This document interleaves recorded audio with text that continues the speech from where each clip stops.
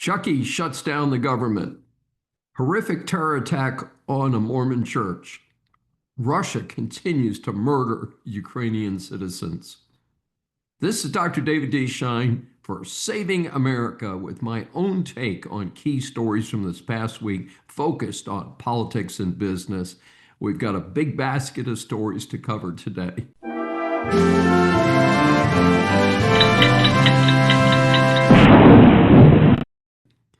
Chucky shuts down the government. Any of my regular listeners know that I have no use for the bully and fool, the anti-American known as Chuck Schumer. He's simply a disgrace that needs to go direct to the retirement home for those needing mental care. Try as he and other Democrats yell, they cannot stick the government shutdown on the GOP. This is a no-brainer to vote for the continuing resolution. However, the Dems are conditioning their approval on what is reported to be $1.5 trillion in additional spending. If Americans wanted that bloat, including more aid for people here illegally, they would have voted for Kamala Harris. Reports are that the Dems are upside down on bloating the budget in what has been labeled an 80-20 issue. The most ironic part of this shutdown is that the Dems have handed Trump the opportunity to impose layoffs on federal agencies, not just the obvious furloughs that have already happened. I'm assuming that when enough Fed employees are laid off, most of whom vote for the Dems, the current shutdown will end. Horrific terror attack on a Mormon church. An Army vet commits mayhem by driving a truck into a Mormon church in Michigan. Against the backdrop of other violence at churches and schools, this seems to magnify the impact of this truly sad day for America. While some may present this as an attack on Christians, the early reports on the shooter are that he had a specific issue with Mormons. Because he was killed by police, he cannot be questioned directly. It appears he distinguished Mormons from other Christians, so this is a very different type of motivation than to label this as an attack on religion or Christians. More disturbing, the very latest reports are that he may have had repeated run-ins with the law. If so, and especially if he was demonstrating signs of PTSD from his time in the Army overseas, it would seem that he should not legally been allowed to have weapons. This raises a broad social issue. We have a lot of vets with PTSD. The suicide rates for vets is also high. It's time that the VA and other social agencies make a serious effort to help correct the situation. While no one will ever know for sure, this mass tragedy might have been averted with the right mental care programs. Russia continues to murder Ukrainian citizens. I emphasize my concern about Ukraine since I grew up during the first Cold War. I hate commies. I do not want Russia to beat up Ukraine or other countries. I think Putin has been given every reasonable opportunity to make a deal. Trump recently referred to Russia as a paper tiger, noting that they have continued to incur losses on their side, but made little progress on the battlefield. They've held about 20% of the country since early on. Ukraine recently staged an attack on a Russian power plant. Maybe when the civilians in Russia and Russia's damaged economy get to a certain level, something will be done about Putin. There's a debate about allowing Ukraine long-range ballistic missiles. I think that time is over for debate. Time to let them strike back and hard. The recently announced $90 billion arms deal for Ukraine will enable them to do a better job of punishing Russia. Putin threatened this week that providing long-range missiles to Ukraine may damage Russian relations with the USA. Pardon me while I laugh a big belly laugh. This is typical bully talk, and the best thing you can do with a bully is punch them in the nose. We also need to enforce secondary sanctions against countries buying Russian oil. Hit them in the wallet. The situation has become more urgent with Russian jets in international space near Alaska and incursions in Poland and now Estonia. Time to start shooting their planes and drones down. No more tolerance. This is being done by Russia deliberately. An interesting side note on this is that the Ukrainians are getting really good at making military drones, and the U.S. may buy some of their drones. Okay, works for me. Trump disrupts the H-1B process, good or bad. As I discussed last week, Trump announced an executive order to require a $100,000 payment for each new H-1B application. Howard Lutnick, Secretary of Commerce, provided more details this week. The idea is to force the H-1B process to be for the very highest level, read that, highly paid positions. He also mentioned getting rid of the current poorly designed lottery system. I do agree with that change. Here's the problem. That process should be analytical. Do we really need the person from outside the U.S. for that position? The new procedures are supposed to kick in February 2026.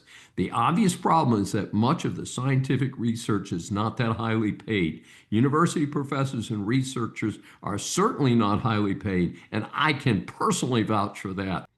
In particular, we might be depriving America of the cure for cancer and other important research needs. Bluntly, we are not creating enough of our own. One pathway might be more federally sponsored student scholarships and loans for the most needed skills so that we can grow our own. In my college generation, my federally sponsored student loans were called NDSL, or National Defense Student Loans. After the surge after World War II of vets under the GI Bill, Congress was concerned that we would not have another generation of well-educated students to follow them. This was during the first Cold War. Perhaps a pathway would be something like the NDSL for winning the new Cold War and curing cancer. I do agree that we need to stop flooding our IT employment marketplace with low-paid foreign workers. However, even in this case, suppose the tech companies just offshore even more of this level of support. They're already doing this in large part. India is often mentioned as the example. Killing San Francisco. Decades ago, my first field assignment with Shell Oil was Modesto, California. It was not a great place, but it did give me a chance to make visits to San Francisco. Up until about a decade ago, if anyone asked, I would have described San Francisco as the best city to visit in America. The beautiful city was great for tourists. I was a tourist a few times later after I moved back to Houston. In any event, the rot caused by the dysfunctional government at the state and city level has damaged the city so severely it is hard to determine if it can ever reach its prior peak. The latest report is that there is a mall near the center of things called San Francisco Center. The food court had 20 restaurants. The report indicated it's down to 3, with the 4th now closing. I did some checking. The whole mall is a mess and is up for sale by its mortgage holders. A sale of the mall was recently postponed. Apparently, it's been postponed several times because the mortgage company isn't convinced that they're going to get any reasonable bids for a property that was once valued well over $1 billion. The abandonment was a result of soft on crime policies and rampant street people nearby. Nobody wants to shop in that environment. Bloomingdale's has now closed its major store in that mall. One of the highly publicized closings that may have expedited the mall's failure was when Nordstrom's closed its flagship store a few years ago. It's simple. Customers will not go where they feel unsafe. While there are many options for repurposing the mall, the fact is that if the city does not deal with crime and clean up its streets, the foot traffic needed to support the mall is not going to show up. Staying with business, the Office Depot and Office Max holding company is acquired. The holding company, the two brands, is known as the ODP Corporation. The current stockholders got a nice margin over the current stock price. The buyer was Atlas Holdings. The ODP operation will now be part of a privately held company. Naturally, the transaction will be subject to regular regulatory requirements. I'm against corporations buying up their competitors. In this case, the deal is not optimal, but at least they are not being acquired by Staples or another big box operation. Swinging back to politics, Kash Patel announces that the FBI will no longer work with the Southern Poverty Law Center, also known as SPLC. In previous Saving America episodes, I've discussed my disdain for this failed far left operation. I certainly supported their efforts 5 decades ago when they went after the new Ku Klux Klan. However, they have gone so far from their original mission that it is unrecognizable. Part of the problem is that the halo the organization gained from its early work persists, despite their stunning conversion into what I consider an anti-Christian and anti-civilization far left operation. So it was no surprise when Kash Patel announced that the FBI will no longer have any ties with the SPLC. A possible trigger was the assassination of Charlie Kirk, as the SPLC had his pro American and pro Christian Turning Point USA on its notorious hate map. In a sad development, Patel has also announced the FBI would have no ties with the Anti-Defamation League, which was supposed to fight anti-Semitism in the United States. Similar to the SPLC, it has strayed far from that mission. Cuba makes headlines.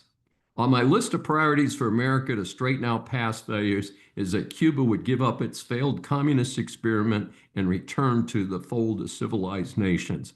I would make it a territory like Puerto Rico. Bluntly, one of the major failures of the young Kennedy administration in the early 1960s was not supporting the Bay of Pigs invasion and the possible return of the island to sensibility. Note that Cuba is its own worst enemy. It only made it in the early days since the losers leading the USSR provided massive financial support to the communist Cuban government. When the USSR failed in 1990, they lost their generous uncle. Things have been bad since then.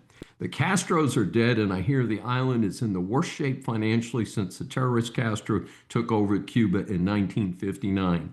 The idiots there and elsewhere want to blame the U.S. boycott of the island. Nonsense. Communism does not work. If you disagree, see the largest experiment of communism in world history, the USSR. Apparently, the anti-Americans in the UN have been circulating a resolution since 1992 to have the U.S. remove its sanctions.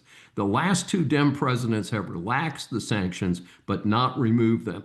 Trump has now cranked them all the way up to max. Again, I agree with that. Reports are that Cuba has sent 5,000 fighters to help Russia attack Ukraine. This does not sound like they want to cooperate with the U.S. and improve life for their own citizens. All they have to do is open their doors and admit to the failed experiment. Interestingly, a representative of the Cuban occupation government is claiming that the U.S. is doing something wrong to wipe drug boats out of the Caribbean waters. I, for one, am glad the feds are doing this. Any country that wants to support the drug dealers should be frozen out of the world stage for sure. Law enforcement is at a new low in leftist cities. I was hopeful with the new Trump administration and near daily reminders that the majority of Americans support law enforcement, that local justice operations might just join the bandwagon. This is not happening. One incident was a leftist Manhattan District Attorney Alvin Bragg dismissing charges for felony assault against a peaceful pro-life protester. My understanding was that the evidence in this case was significant and the defendant was apparently simply speaking with the victim, another woman, and then smashed her twice. Bragg lowered the charge to a misdemeanor and then dismissed it altogether. I hope the victim will investigate federal terrorist charges and a civil lawsuit against the attacker. Meanwhile, on the other coast, a conservative journalist, Nick Sortor, was reporting on a protest by what he called Antifa at an ICE facility in Portland, Oregon, and was assaulted by the leftist crowd. When he went to the police for protection, the sergeant on the scene instructed that the reporter be arrested, not the terrorist who attacked him. This is a shocking violation of Sortor's rights. I hear that Pam Bondi, the Attorney General, is reviewing this. This seems like a clear violation of the First Amendment and the American tradition of freedom of the press. In the meantime, I call on Americans who do not absolutely have to be in diseased cities like Portland, Chicago, San Francisco, and New York to not risk your safety or reward these cities with your tourist dollars. Ancient skull may rewrite the timeline of human evolution. As our regular listeners know, I'm a big history buff. A human skull found in China in 1990 may provide one of those famous missing links in human evolution. The skull is known as Yusan 2, and because it was fossilized, it was hard to analyze it. Of course, new techniques have allowed scientists to unwrap some of its secrets. First, it is not Homo sapiens. The article used a term that I had not heard before, Denisovans, who scientists believe crossed over with Homo sapiens in Asia. The skull is approximately 940,000 to 1.1 million years old. However, according to Encyclopedia Britannica, the Densovians were around 370,000 years ago and died out about 30,000 years ago. Yes, the two dates definitely do not line up. The article refers to muddle in the middle dilemma, which is just what is happening here. So the discovery may mean that the Densovians were around a lot earlier, and in this case of saying die out, it merely means that they merged into the Homo sapiens that we know today. This is Dr. David D. Schein. Thanks for joining me for this special edition of Saving America. Remember, a new Saving America show is aired on the Brushwood Media Network every Saturday at 11 a.m. Eastern Time. Listen on any of the 16 network stations, Apple or Google mobile app, Apple CarPlay, TuneIn, Smart Speaker, and all smart TVs. Find more information at the brushwoodmedianetwork.com. Please be sure to join us each week. We welcome and love your feedback from our growing audience.